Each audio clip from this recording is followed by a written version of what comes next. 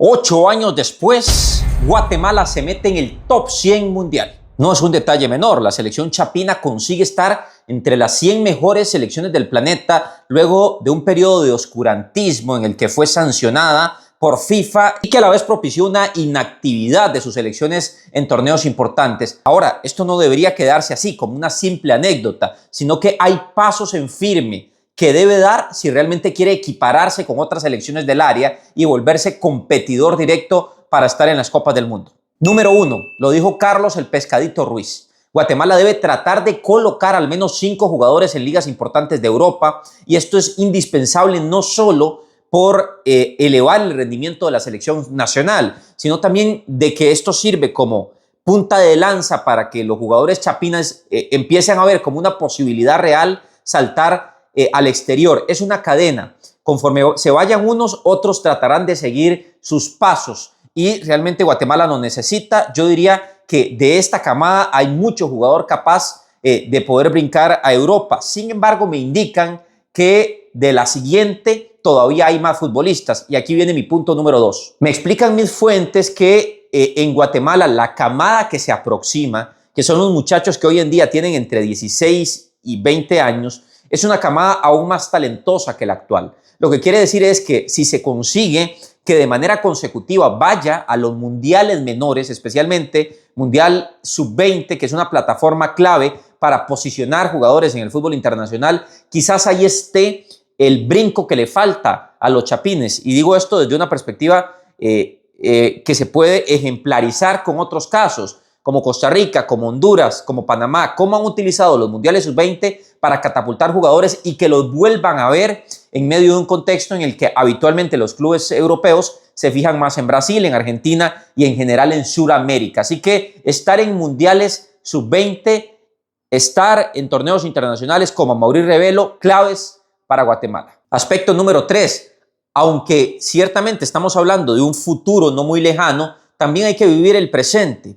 En este mercado de piernas me parece que Guatemala debería mover más futbolistas de lo que lo está haciendo. Es real que Samayoa busca opciones, es real que Oscar Santis también busca opciones, pero por ahora no hay nada que se pueda decir concreto para un país de relevancia. Y digo esto porque no creo que a Guatemala le sirva del todo que sus futbolistas se queden en torneos de Centroamérica. Ciertamente la Liga Chapina no es mala, así que sería un nivel similar a partir a Costa Rica o partir a Honduras. Yo creo que necesariamente necesitan a alguien que les abra mercado a través ya sea de agentes bien posicionados o de un futbolista que marque una era en algún país para que abra ese destino, pero sí necesitan volcar sus ojos hacia un destino, un lugar que realmente les abra las puertas. Inicialmente una buena salida podría ser el fútbol nórdico, donde hay muy buenos equipos en Dinamarca, por ejemplo, o un peldaño arriba, pensar en Países Bajos y Bélgica, 2 ligas de desarrollo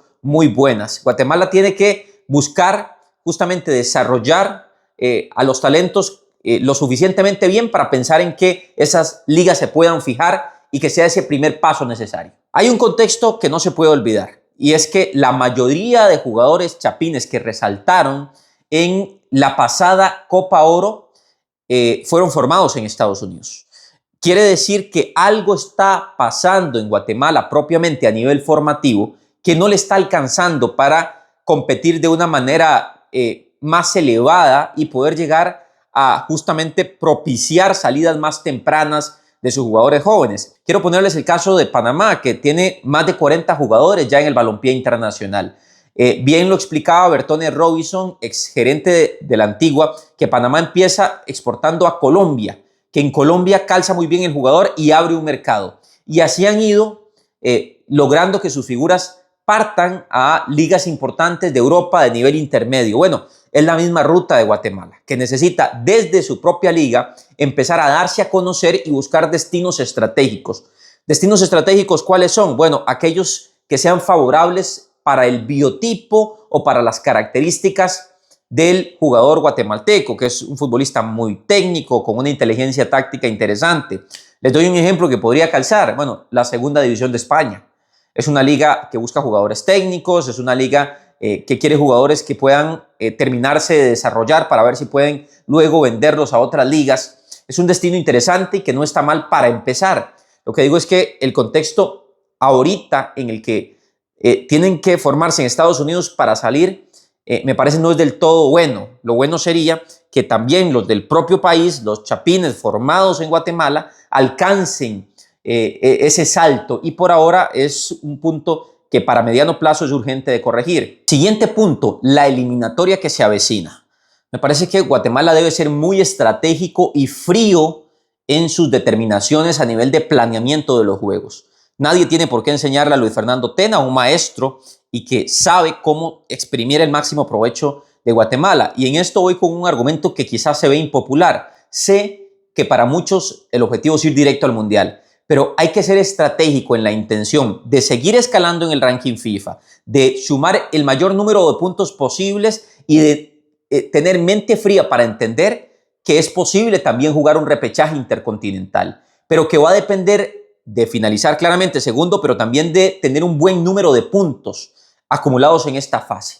Recordemos que el grupo B isleño pinta a que alguna selección de ahí pueda tener un buen número de puntos, así que hay que ser estratégico, jugar cada partido a la vez tratando de puntuar pensando en eso, en que la realidad habla de un repechaje intercontinental que se ve cercano para Guatemala, y de ahí al final del camino estar en una buena posición en el ranking FIFA, que es evaluado dentro de los aspectos que se toman en cuenta para la ubicación en las llaves del repechaje intercontinental, el que por cierto próximamente les voy a explicar a detalle acá en mi canal de YouTube. Lo cierto del caso es que irse a atacar y pensar que hay que ganar todo, no, hay que pensar en los dos escenarios, pase directo, pase a repechaje. Hoy creo que Guatemala sigue estando un peldaño por abajo de Panamá, así que medir las cosas y jugar el punto a punto puede funcionarle para pensar en un repechaje intercontinental. Siguiente punto, hablando con personas que conocen mucho el fútbol de Guatemala, me dicen, ojo con la generación joven que viene de Guatemala para el próximo Mundial.